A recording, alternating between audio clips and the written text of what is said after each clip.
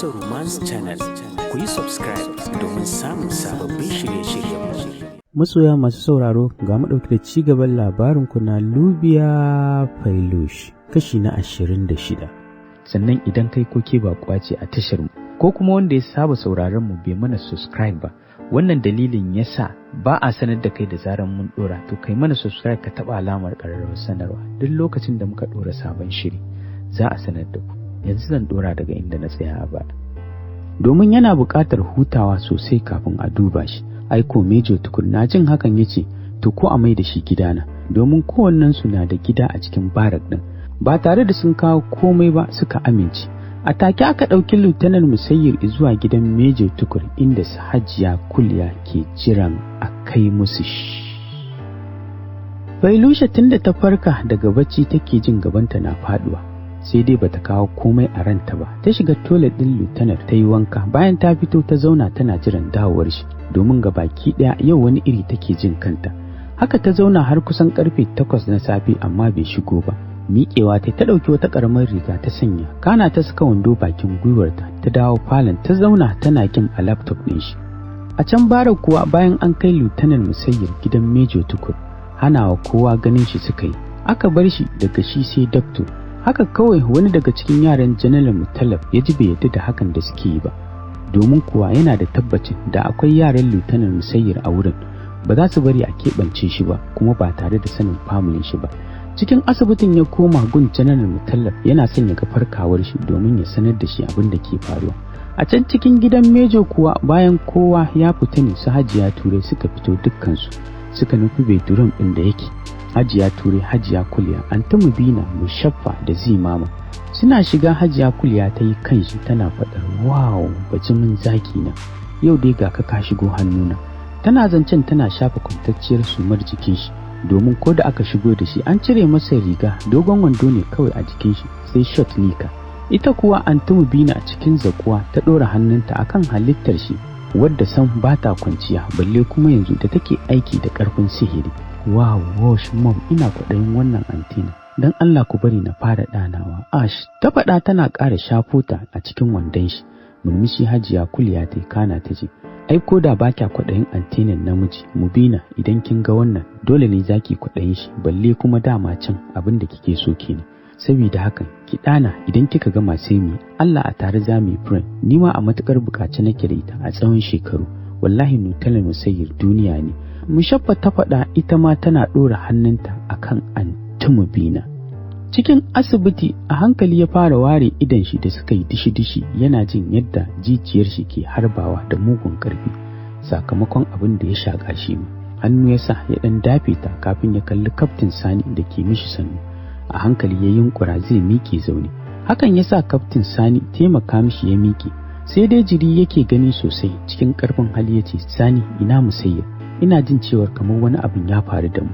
Yayi maganar yana ɗan yatsuna fuska, yallaɓai wani abin ya faru gaskiya. A nan Kaftin Sani ya bashi labarin yadda aka yi har aka kawo su nan da kuma yadda aka kai Lieutenant Musayyir gidan Mejo Tukur. Dan waro ido General Mutallabe a ɗan razani yana ƙoƙarin miƙewa, sai dai ƙarfin jikin shi dole ya koma ya zauna. Cikin tashin hankali ya ce, ba ni waya ta Sani. Miko mai wayar Kaftin Sani ya cikin sauri ya shiga kiran Mejo Musa'ab. Bayan ya ɗaga ya ce ya same su a barak akwai matsala. Bai jira cewar shi ba ya yanke wayar tare da kiran Dr. Nur, sai dai har ta yanke ba a ɗaga ba. Haka yasa ya mai da akalar kiran shi a gun Fawwan. Shi ko a wannan lokacin yana falon mami yana cin abinci. Yana ɗaga wayar ya ce, hello ya Mutallab. Ban ji mai Mutallab ya ce mishi ba, na ga ya miƙe a razane yana faɗar what? Ya Musayyir ɗin? A nan cikin barak ɗinku? Oke gani nan zuwa yanzu. Yana gama faɗar hakan ya miƙe. Dagowar da zai yi ido hudu da Failusha da sakkowar da kenan daga pad ɗin shi. Ta ji Mutallab na wayar kuma yana kiran sunan layin ɗinta. Wani irin kallon da take bin shi da shi cikin wani irin yanayi wanda Fawwan zai iya rantsuwa har wutar bala'i yake hangowa cikin ramin idan nata. Kafin ya yi wani motsi kawai ya ga babu ita a wurin, bai sanya aka yi koyaushe ta bar falon ba. Kawai karata da mota ya ji an fike ta a 360. Cikin hanzari ya nufi harabar gidan jin sojojin da ke tsaye a wurin suna salati. Yayin da Kaftin Sahib ke faɗin shiga mu bayanta Usman, wannan tukin ba lafiya ba, tunda Koget ba dan sojan da ke tsaye a wurin ya goce ba ta kan shi za ta bi. Ya fa wannan fita ya ga fitar motar su Kaftin Usman domin ko ƙurar wadda Failuce ta hau babu. Haka yasa shi ma ya shiga tashi motar a gigice ya bi bayan su. Motar shi na fita ta Dr. Nur na shigowa layin, ganin yadda motocin suka fita kai tsaye daga cikin gidan yasa shi ma ya mara musu baya, yana addu'ar Allah ya sa da lafiya a ran shi. Dukkan su suka nufi barak din domin can Failuce ta nufa tamkar za ta tsaga kwalta ko yaushe ma ta iya driving din.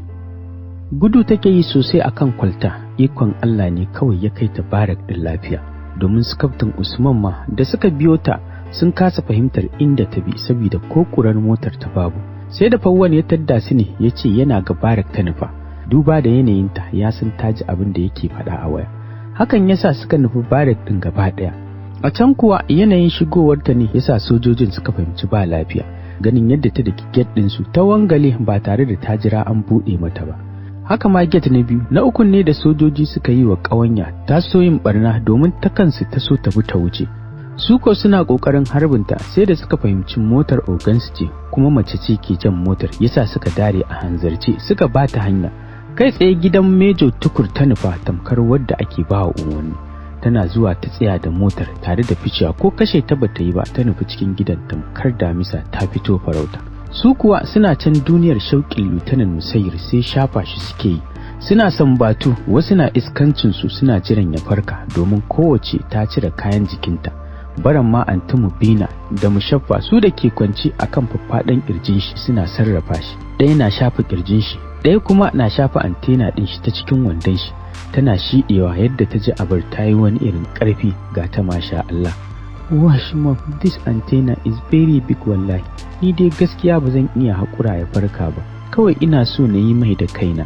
Antumu Bina ta faɗa tana wani gwala kafafunta domin ji take tamkar lieutenant ne a kanta yana zuba mata aiki. Murmushi Hajiya Turai tana sakin mamanta da suke kwakular juna. Ta yi kansu tana riko antena din. Jin yadda take wani irin huci yasa ta ce, "Wow, dotar mom, ai ba ke kaɗai ba. Mom ɗinki ma na so ta ji nitsan wannan halitta, domin ko a labari ban taɓa jin irin ta ba. Ah baby, ashe maza suna suka tara, ga inda asalin mazan suke nan." Ta karasa zancen tana saka hannunta cikin shot nika din shi tare da riko antena din. Hakan yasa lieutenant fara motsa lip din shi da idan shi da suka yi masa bala'in nauyi, yana son bude su amma maganin bai sake shi ba. A kuma daidai wannan lokacin Failuce ta duro bedroom din tamkar wadda aka jefo, domin kuwa harbi daya ta yi wa do din ya faɗi ƙasa. Ina mata masu larura ko waɗanda suke neman ingantattun magunguna, to albishirin ku al'ummar Annabi, a yau ga dama ta samu daga duk mai buƙatar inganta aurensa da kuma lafiyarsa. Alheri Islamic Chemist suna da abubuwan da za su kankaro da martabar ku kamar haka.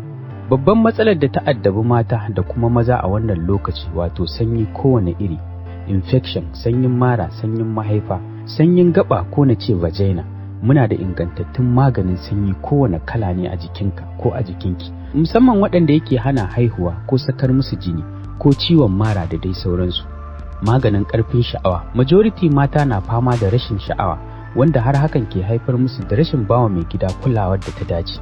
Insha Allah shi ma duk mai fama da irin wannan matsala zai iya tuntubar mu. Rashin ni'ima wannan cuta ce da ke addabar mafi yawan mata, ita ma insha Allah muna da maganin wannan matsalar. Saurin inzali ko kankancewar gaba a gun maza wanda ba komai ke kawo hakan ba sai ciwon sanyin mara ko istimna'i. To ku sani a Alheri Store muna da maganin da ke maida ta tamkar muciya saboda girma, kana za ta yi ƙarfi tamkar rodi bi kudratillah. Matsalar rashin gamsar da mai gida ko kuwa shi ya kasance kurman namiji, to akwai maganin wannan matsalar ma insha Allah. Sai matsalar mata wanda majority mu ne masu matsalar. 1. Rashin kiba. 2. Rashin nono mai kyau. 3. Rashin cikar hips. 4. Kiba mai muni, kin zama katuwa ba fasali balle ma'ana, kana ga katan tumbi tamkar mai watan haihuwa. Oh sister, to me yasa zaki zauna da dukkan waɗannan problem din baki nemi mafita ba? To ki sani muna da abubuwan da za su kankaro miki da mutuncinki wanda ba su da side effect ko kaɗan, kuma a cikin 1 week zaki bada labari bi kudratillah. Mata masu matsalar matsi kuma muna da naku maganin, domin kuwa komai budewar mace insha Allah za ta koma ta haɗi tamkar ba taɓa ratsa hanyar ta ba. Ba zan ce sabon budurci ba domin ko kin san ƙarya ne, budurci ɗaya ne da kin rasa shi kin rasa kenan, amma zance na gaskiya akwai maganin da komai kwakwar namiji bai isa ya gano cewar ke din ba bajin bace, domin har da blood idan kina son sai ya gani. Idan kina da buƙatar waɗannan haɗin, ki nemi Alheri Store zaki samu yadda kike so cikin sauki. Mata da maza masu matsalar gamsuwar jin daɗi da kuma samun biyan buƙatar aure yadda kuke so, za ku iya tuntubar Alheri Store dukkan ku insha Allah, kuma za ku samu abin da kuke so. Ga wanda ke buƙatar haɗa hannu ko neman kayan Alheri Store, za ku iya tuntubar mu ta wannan lambar 09112799371 ko 07037092176 on WhatsApp. Siyan nagari mai da kuɗi gida. Dukkansu a razana suka ɗago suna kallanta, ganin yadda ta balle kofar ba ƙaramin mamaki ya ba su ba. Ita kuwa Lulu Isis ɗinta da suka sauya launi tamkar na aljana ta zuba musu tana ƙare musu kallo, yayin da wani irin rukukin bala'i ke tasowa yana rufe mata zuciya. Ɗaya bayan ɗaya take kallon su tamkar mai nazarin wani abu, har ta zo kan Zimama. Aiko tana ɗagowa ita ma suka yi ido hudu da Failusha. Wata irin razananniyar ƙara ta saki tare da zubewa a wurin sumammiya. Kafin su yi wani motsin, idan Failusha ya sauka akan hannun Mom da ke cikin wandon Lieutenant Musayyir, ga kuma Mushaffa da ke murza numfil ɗin shi duka biyu. Kana hannun Anti Mubina akan sumar mare shi zuwa cinyar shi. Wani irin waro manyan idanuwanta ta tare da faɗin, kan bala'i mijin nawa. Tana maganar ne tare da aiki a lokaci ɗaya, domin wani irin fusga ta yi wa hannun Mom da hannu ɗaya ta maka ta a bango, tare da saka kafarta ɗaya ta taka hannun da take rike da shi. Ji kake kat hannun ya kare, wata irin karar azaba Mom ta kurma tare da sumewa. Aiko suka saka ihu dukkansu tare da miƙewa suka yo kanta, ganin ta ita kadai san ba su damu da yadda suke tsirara ba. Sai na ci uwar babanki wallahi, Mom din tawa zaki karya shegiya tsinanniyar yarinya. To idan bamu kashe ki lokacin da muka sace ki ba, wallahi yanzu da hannuna zan kashe. Kasa ƙarasa kalamanta ta ganin yadda ta yi majaujawa da Hajiya Kulya da Mushaffa lokaci ɗaya. Ta doka kan Mushaffa akan miro, yayin da ta maka Hajiya Kulya akan TV stand ɗin da ke wurin. Suka saki ihu a tare, kuma a daidai wannan lokacin sojojin da suka biyo bayanta akan gate suka iso falon gidan tare da su Mejo Mus'ab. Ita ko gadan-gadan ta yi kan Anti Mubina tana faɗar, auki ƙarasa kalamanki muna. Ta faɗa cikin wata iriyar murya mai aman sauti tamkar ba ta ba, kafin ta ci gaba da faɗar, wai a tunaninku sace nin da kuka yi nasara ce kuka samu a kaina, ko kuwa burin ɗanku ce ta yi aiki? In kuwa haka ne, ku sani kun tafka babban kuskure, domin kuwa ba sace Khadija kuka yi ba, ku ne kuka faɗo ko mata. Ta faɗa cikin hargagi tare da yi wa Anti Mubina mugun shurin da sai da ta yi sama kanta ya haɗu da kofar toilet kafin ta faɗo ƙasa ya rabu. No stop, cewar Captain Usman yana ƙoƙarin shiga bedroom ɗin. Cikin tsawa Major Mus'ab ya ce, no Usman, bar ta mu ga iya inda wasan zai tsaya kafin mu ɗauki wani matakin, domin ga dukkan alamu akwai abin da bamu sani ba. Ya faɗa yana gyara tsayuwar shi tare da ɗaura fuska ya koma asalin sojin shi, saboda kar ma su kawo masa wargi. Ganin kallon da Dr. Nur da Fawwan ke mishi, hankalinsa a tashi. Aiko dole Captain Usman ya tsaya, haka masu Dr. Nur suka kame tamkar sakaguna suna kallon wannan tashin hankalin. A can cikin bedroom din kuwa Failusa ta ci gaba da faɗar, ku sani mu ne nan muka shirya yadda za ku sace Khadija, ba wai tunanin ku bane. Sai kuma muryarta ta sauya zuwa ta mata, amma mai aman sauti. Ta ci gaba da faɗar, ni ce na saka wannan sakar tunanin sace ta sai da wata mafata da daban, domin ina so kawo ƙarshen shirkancin kuma sai ku fara a mata banza masu kwakwalwar kifi. A tunanin ku da ba ku zuwa ko ima tun kun saka sace balle ta kaka har ta fara a hannun ku, to da sanan muka ba muka bar ku da jinjin har sai da ya dauka da kanshi, kuma haka yayi aiki sai sanar da wani dole a jinjina mu. Ta faɗa cikin farin ciki kuma tana ware hannayenta duka sama, alamar jin daɗinta akan shirin nata. Kafin ta sauke su ta sake ɗaura fuska tamkar ba ita ce ke nishaɗi yanzu ba. Sake shaƙo Mom da ke su mata tana faɗar, tsohuwar banza ƙazamiya, fasika annamimiya, makira mai bakar aniya, yau sai kin girbi abin da kika shuka tsawon shekaru 24. Arniyar banza, arniyar wofi. Ta faɗa tana doka ta akan gwiwar kafarta. Aiko sai ga sumammiya ta farka cikin ihun azaba tana kururuwar kiran sunan Alhaji Dan Umma. Wani mugun naushi ta kai mata a baki, kana ta ce, yi min shiru anan kafurar Allah, ai shi ma ba manta shi ne ba, zan zo kan shi ne mugun banza mai bakar zuciya. Duk su Dr. Nur ido suka waro shi da ya Fawwan jin yadda take zagin abokin dadi. Kafin su ga ta janyo Hajiya Kulya tamkar shara ta miƙar da ita tsaye. Kana ta falla mata wani arnan marin da sai da haƙoranta na gaba suka fita. Kana ta ce, bakar munafuka, muguwar kawa, mai zuciyar kafuran farko. Ke ma sai na kashe ki domin a rage mugun iri a duniya. Wato kwartancin naku har ya kai akan mijin Khadija. Faɗe za ku masa kenan. Ke ce mai bada shawara ko? To ita wannan abar da kuke kwaɗayi dukkanku ta haramta a gare ku, wallahi sai dai gani daga nesa. Kamar yadda Khadija ta gaya muku a baya, shine zan ƙara maimaita muku. A yanzu Musayyir mallakin Khadija ne kawai, ba kazaman mata mushirkai irin ku ba. Dama mun zuba muku ido ne sai kun zo inda za mu maganin ku. Shegu masu fuska biyu, kun kashe musu uba, kun farraka uwa da 'ya'yanta, kuma kun maida mata 'ya'ya gonakin ku. Kun dora su akan bakar rayuwa mai cike da kazanta. Allah wadare da rayuwar da ko a cikin maguzawan farko ba irin ta ba. Yau sai na nakasa ku da hannayena. Sake dokan mom ta yi a ƙasa kafin ta riko wuyan Zimama da ta jima da somewa ta ce, zo munafikin Allah, ina zaka je dan kaniyarka?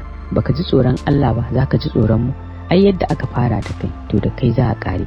Tana gama faɗar hakan ta shaƙe wuyan Zimama da mugun ƙarfi. Aiko a take ta fara ƙaƙari, idonta na fitowa waje tamkar za ta mutu. Cikin tashin hankali ya Fawwan ya faɗa ɗakin yana ƙoƙarin riko autar tasu, ganin tana neman yin kisan kai kuma kisan kanwar matar shi. Duk da ya sallama mata, amma ai akwai Alim ko dan shi a bar wani abu. Duk da yana ganin sauyi sosai a tare da ita, amma idan shi sun rufe, kokarin hana ta kisan kawai yake sanyi. Dagowa ta da wannan idanuwan nata da suka koma abin tsoro, ta watsa ma ya Fawwan din mugun kallo jin ya taba hannunta. Aiko ya saki ba shiri, yana yin baya a razane tamkar zai faɗi. Sai da Major Mus'ab ya rike shi, ita ko ƙara shaƙe Zimama ce da ƙarfin gaske, wanda yasa Zimama buɗe baki da ƙyar take iya magana tana faɗa, dan Allah kar ki kashe ni, zan fita yanzu, wallahi ba zan ƙara yin aikin ba har abada, ni ban san kana da alaka da aikin ba, dan Allah Lawusat ku bar ni. Naushi ta kai mata a baki ta ce, sai dai kar a kuma, idan an ƙara haifo ka a wata duniyar, amma yanzu ka kai da yancin sai mun zo. Ta faɗa cikin aman sauti tana murguda kan Zimama. Aiko sai ji kake dif. Ido Dr. Nur ya waro cikin mugun tashin hankali ya ce, inna lillahi ya Mus'ab, ta kashe ta fa. Kallon shi Major Mus'ab yayi bai ce komai ba, illa juya mishi fuskar shi da yayi inda zai ƙara ganin su da kyau tunda ya ɗauke kanshi. Aiko sai ga ta riko kafadar Zimama tana wani irin tari. Wani abu na fita daga cikin bakinta jajir da shi tamkar jini har da zare-zare. Ya jima yana fita kafin baki ya biyo baya. Shi ma sosai take aman shi. Ta jima tana yi kafin aman ya ɗauke ta ƙara suma. Cilla ta gefe tana faɗar, ba abin da zan miki tunda babu hannunki a ciki, kana an riga da an gurɓata miki rayuwa. An cuci mahaifiyarki a bar tausayi, tana can tana fama da 'ya'yan wasu, anan ana zaluntar nata. Tana gama faɗar haka ta ɓalle murfin waduro tare da ɗaga shi ta shiga jibgarsu tamkar Allah ya aiko ta. Musamman Hajiya Ture da Hajiya Kulya, amma banda Zimama sai da ta kazanta musu jiki yadda ba za su moru ba. Tukunna ta yi jifa da murfin, kana ta jiyo tana kallon Major Tukur da ke tsaye tun ɗazu bakin kofar falon, jikin shi sai rawa yake, ya kasa shigowa. Ware hannunta ɗaya tai a setin shi ta ce, karɓi wannan kafin wanda ka kulla makircin ya tashi ya ci kutumar ubanka. Dukkan su juyawa suka yi suna kallon Major Tukur cike da mamaki. Domin rufe bakinta ke da wuya, Major Tukur ya saki wani irin razanannen ihu tare da kwasa a guje, yayi waje ganin kan macizai har uku a cikin rigar shi. Bailusha kuwa juyawa ta yi tana kallon mutanen da ke wurin kafin ta sauke idanta kan ya Fawwan. Kana ta ce, Fawwan, matarka za ta samu lafiya, daga yau ba za ta ƙara aikata komai ba. Dama sihiri ne ke aiki a kanta ita da 'yan uwanta, amma daga yanzu ba za ta ƙara ba. Ruwanka ne ka yafe mata ko ka ɗauki mataki akan abin da ba ta da laifi.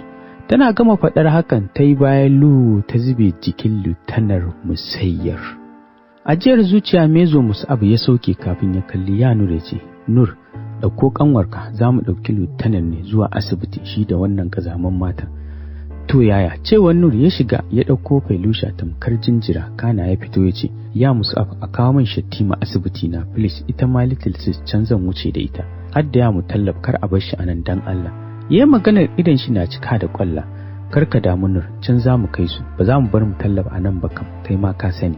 Yana gama faɗar hakan ya kalli su Kaftin Usman ya ce, wannan tarkacen ku sama musu abin da za ku yaba musu, ku kwaso su ku kai su cikin asibitin da ke cikin barik ɗin nan, kana aje a zo min da mazajensu ko iyayensu, bara na je na ɗauki mutallaf za mu wuce asibiti, amma zan dawo. Oke sa, yanzu kuwa insha Allah. Yau ma dai anan zan dakata, sai ku tara mu na gaba insha Allah, za mu zo muku da ci gabansa. Idan kai ko ke ba kuwa ce a tashar mu, ku yi mana subscribe sannan ku taba alamar ƙararrawar sanarwa.